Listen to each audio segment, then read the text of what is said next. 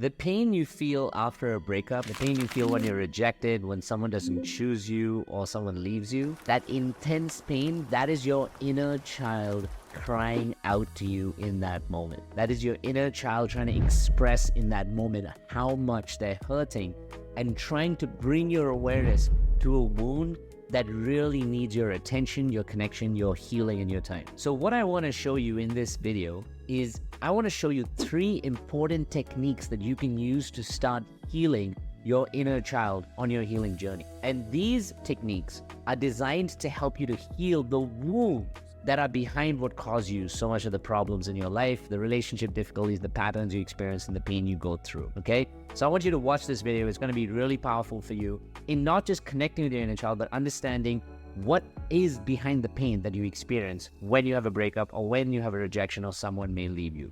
So point number 1, connect with the inner child. To heal the inner child, you know what? Let me rewind. What is the inner child? Some of you may not even know that yet, right? So the inner child is this internal part of you. I'm not going to get into the neuroscience because there's a long explanation, but it is the internal part of you, the little childhood self part of you that's been there since you were young till where you are right now, that is responsible for most of the emotional reactions and the experiences, the desires and the needs, etc. that you have. So think about them as really the engine of your human experience, especially of the desires of love and connection that you have, just like a childhood self would want. This inner child is one of the biggest components of your subconscious mind. For those of you who've dealt with subconscious healing, for those of you who've gone through deep enough therapy like the ones we offer, where you recognize that the key to actually healing your problems lies in subconscious reprogramming, you would have heard or you would understand that your inner child plays a huge part in that subconscious. It's what defines most of your beliefs, your value of yourself, etc. So think about the inner child as the engine, really, of most of your life experience. So if you want to heal your problems, you don't want to go healing to just ask your partner to change, which is so temporary, change your relationship, and then the same issue comes up again. You want to actually change the source of your problems, which is where you realize healing your inner child can really be so beneficial. So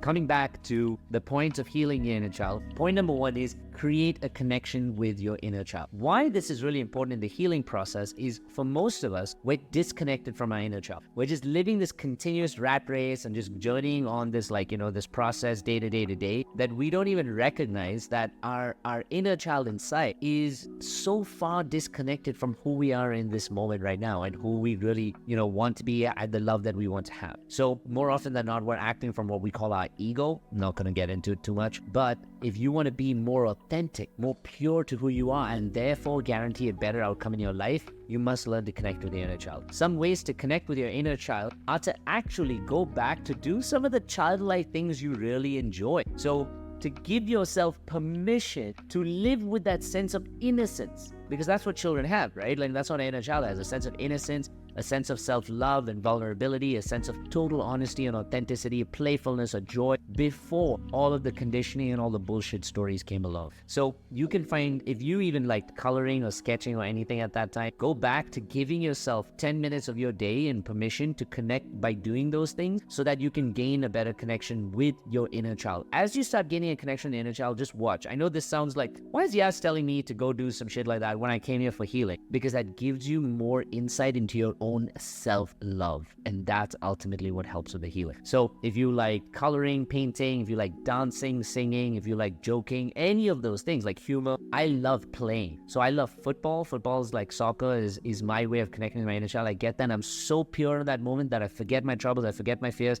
and I remind myself that I am important. My inner child is important. That's why I want to meet some of their needs, and I want to give them what they need, playing or football, or whatever else that they need in that particular moment. So apart from that, you can find other ways to connect with your inner child, which are playing with puppies, anything that's innocent, raw, and authentic. So playing with puppies or little animals, things that bring out the joy in you, that really helps connect with the inner child. One of the best ways I'll give you, which is what we give on our deep inner child healing programs, get a little inner child picture of your childhood self picture of you, and make that the backdrop of your desktop, maybe on your phone, anywhere else. Put it in your wallet. I have mine in my wallet. And every time you look at that, just simply connect with your inner child with love and fondness. Just think of your childhood self with, again, fondness and grace, and connect a little more with them, because this is actually, when you're going through deeper versions of therapy, the information you get from your inner child is what will actually help you heal. So the second point, as I was talking about, is reparenting your inner child. Now, once you've discovered what your inner child is hurting from, they're hurting from not being chosen, not being valued, not being loved enough,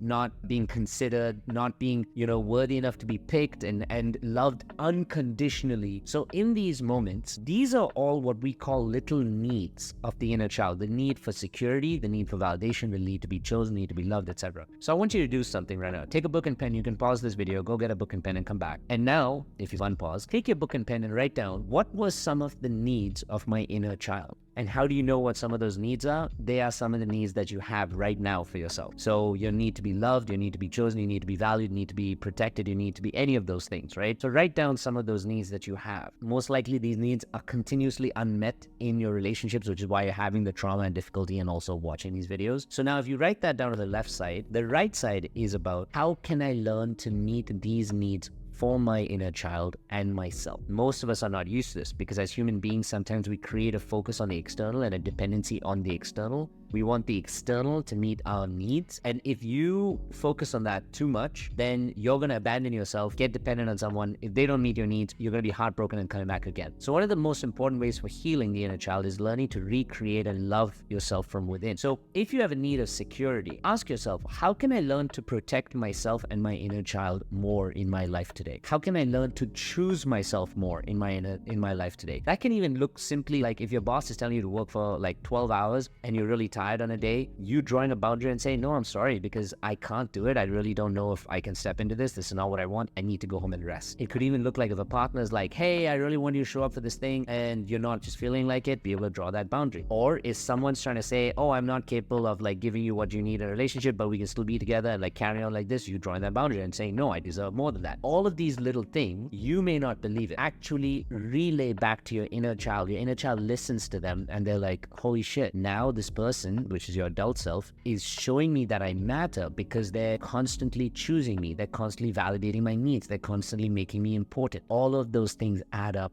and your inner child starts to heal more and more. This is what I did for myself, and it absolutely changed. So I started evaluating, what are the needs my inner child needed? For me, it was like a huge need of affection, connection, etc. And I found ways to give that to myself. Some of, even when before I went to bed, I would soothe myself. I would rub myself with cream as if I was like a loving mother or a loving partner, soothing like a baby or soothing like an adult partner. I'd soothe myself and I'd say, I love you, and I'd tuck myself into bed. Those little things, they connect with your body, with your mind, your soul, and especially with your inner child. And as your inner child starts to get more of these things and starts healing their wounds, it shows up for you in the present moment by you being stronger, more confident, more independent, more in love with yourself, making better choices, choosing, things that value you and not depreciate you. Why? Because remember what I said, the inner child is the driver of your human experience. Point number 3 is to find out what you're really hurting from. What does this mean? Every time you go through a rejection or abandonment, or like someone's threatening to leave, or someone's being quote unquote too much for you and you want to run away from a relationship, you and your ego may unconsciously focus on that person, may unconsciously focus on the external situation, because it's the ego's excuse to avoid the internal truth of what you're actually hurting from. And most people don't realize that there is something much deeper within them that they're hurting from, that's actually creating and attracting the situation, the painful trauma that they're in. So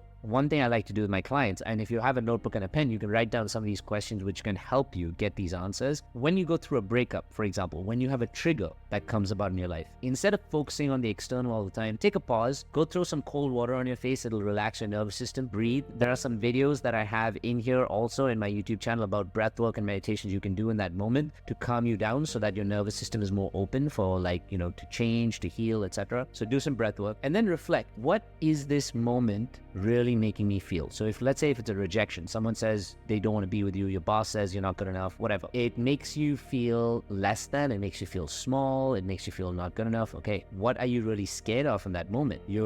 That's another question. Okay, I'm really scared that I am not good enough. And if I'm not good enough, what does that mean? I'm not going to be loved. I'm not going to be valued. I'm not going to be chosen. What does that mean if I'm not chosen? That just by myself, I'm not valuable. I'm not, powerful. I'm not enough, just as who I am. Okay, now where have I experienced this kind of feeling before? You will say the last time someone broke up with me, the last time someone rejected me, way back when in my past. When I was younger, where did I experience this? When in my childhood, where did I have these similar feelings? where I was so scared that someone was going to reject me or shut me down that I was willing to do anything to try and get their love and approval. That I was so scared of those moments of where I'd get rejected that I'd either avoid them, people please, whatever else. In that moment, you're recognizing that what your inner child is really scared of is they're scared of not being loved enough. They're scared of not being chosen. They're scared of not being valued. They're scared of not being enough for someone's love. They're scared of not being